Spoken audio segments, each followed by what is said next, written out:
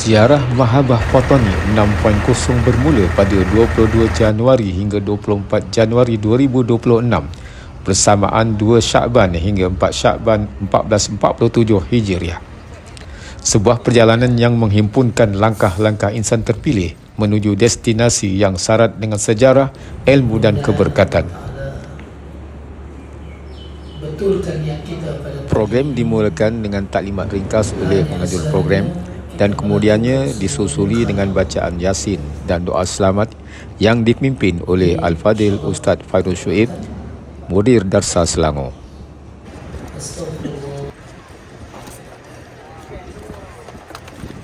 Seramai 60 orang peserta menyertai program ziarah Mahabbah kali ini dengan kemudahan sebuah bas dan sebuah van yang disediakan oleh Darsa Tours and Travel. Perjalanan ini diatur rapi demi keselesaan dan keselamatan para jemaah.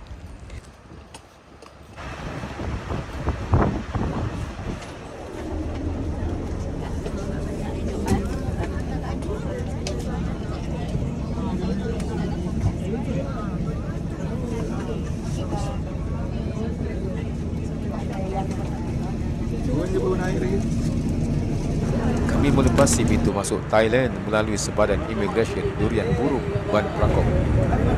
Sebuah garis padan yang memisahkan negara namun tidak memisahkan sejarah dan warisan umat.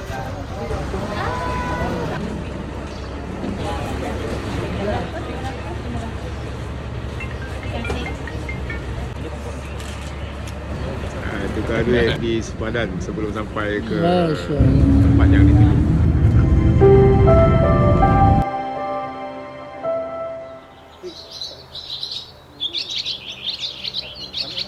Kami tiba di destinasi pertama, makam Asyaid Syekh Abdul Samad Al-Palimbangi, seorang mujahid dan ulama besar yang bangkit mempertahankan bumi Patani Darussalam daripada kekuasaan Siam ketika Perang Bisik pada tahun 1821.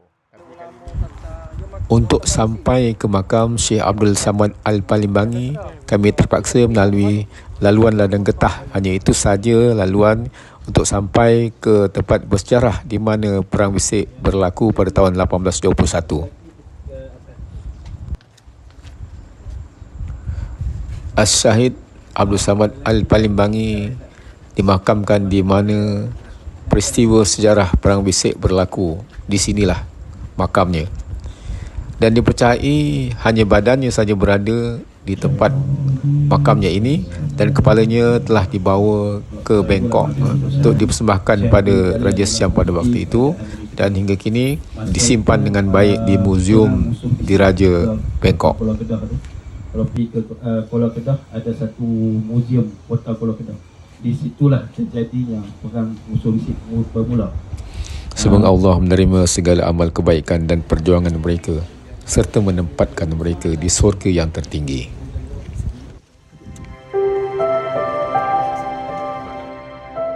Sebelum meneruskan ziarah ke destinasi seterusnya, kami mengambil sedikit masa terluang singgah di Pantai Sakum. Deretan kedai kecil menjadi persinggahan seketika, tempat kami membeli buah tangan sebagai kenangan untuk dibawa pulang ke Malaysia.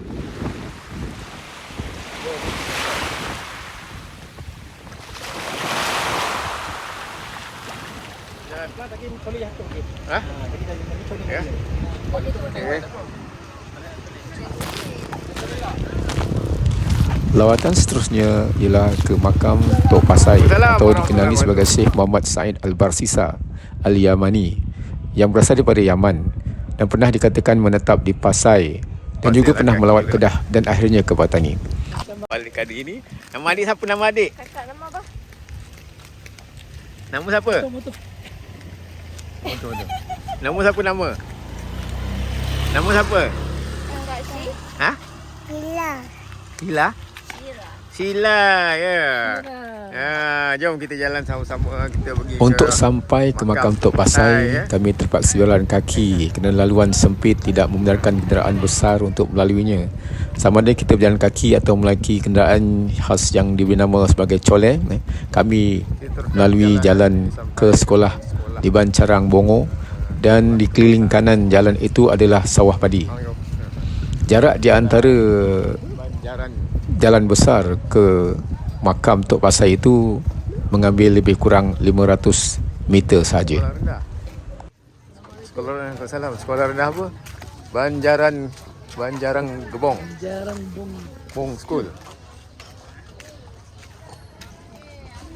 Dan kita ambil sikit sightseeing lah kuarter petang ni. Untuk sampai bukan 500 meter, lebih 500 meter.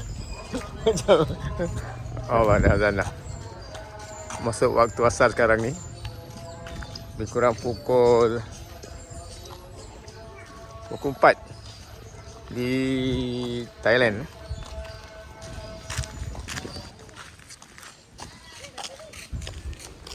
Sambil berjalan kaki, saya bersama dengan mudir Darsa Selangor, Ustaz Fairuz Shuaib, menghayati pemandangan di sekitar kampung menuju ke makam Tok Pasai ini.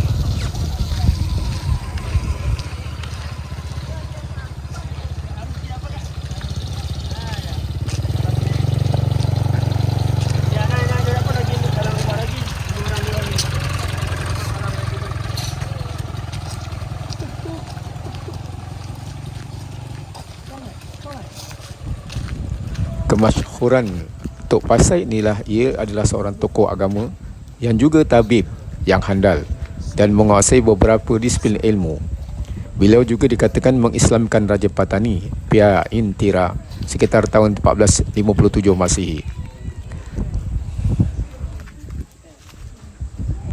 Berdasarkan kepada hikayat Patani, Tok Pasai telah berjaya merawat penyakit Raja Patani dan memperkenankan nama Raja Patani kepada Sultan Ismail Shah Zalilah fi Alam, dan kemudian Tok Pasai terus mengembangkan Islam di Patani.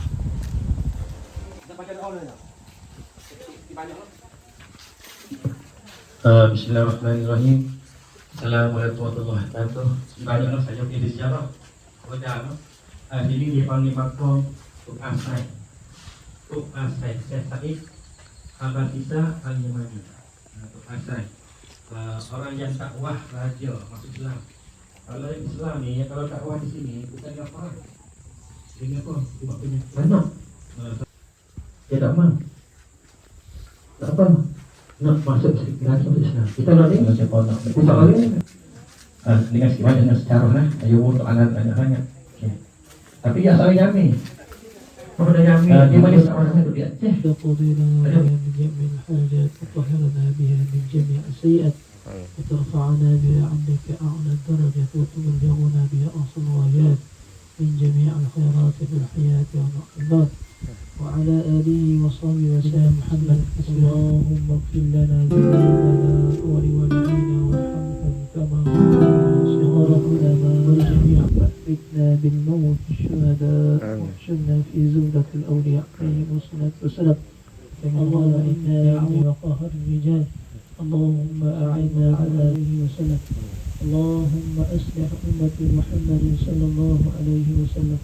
اللهم فرج عن أمة محمد صلى الله عليه وسلم. Ya, ini kenderaan istimewa ke makam Tok Pasai. Naik colek.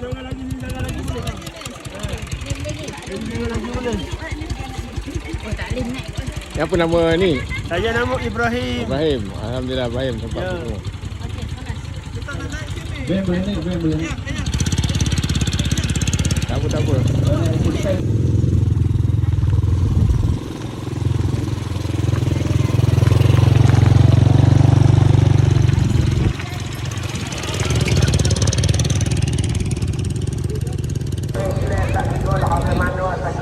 Masa seakan mencemburui langkah kami, namun perjalanan tetap diteruskan. Masjid Krisik yang telah berdiri lebih 512 tahun menjadi destinasi seterusnya dalam siri ziarah ini.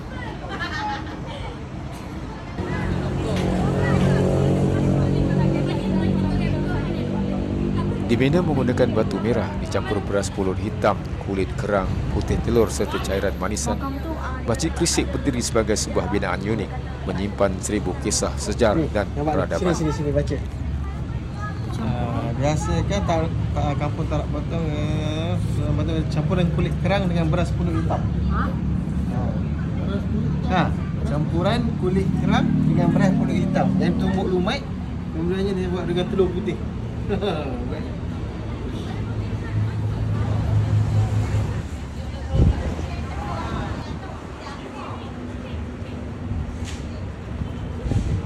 Apa lagi tak ada lagi? Masjid. Pulau madu, jet telur, batu hitam. Ada dua lah. Ada dulu. Macam ni, macam apa buat dengan Menjelang petang, kami tiba di Park in Town Hotel, tempat persinggahan untuk berehat seketika.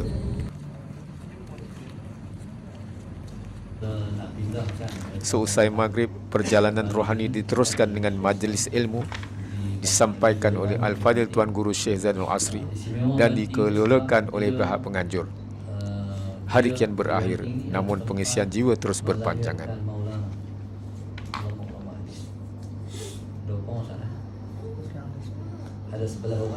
Setiap persinggahan bukan sekadar lawatan, tetapi satu pertemuan dengan sejarah yang mengajar erti perjuangan, pengorbanan dan kesinambungan ilmu.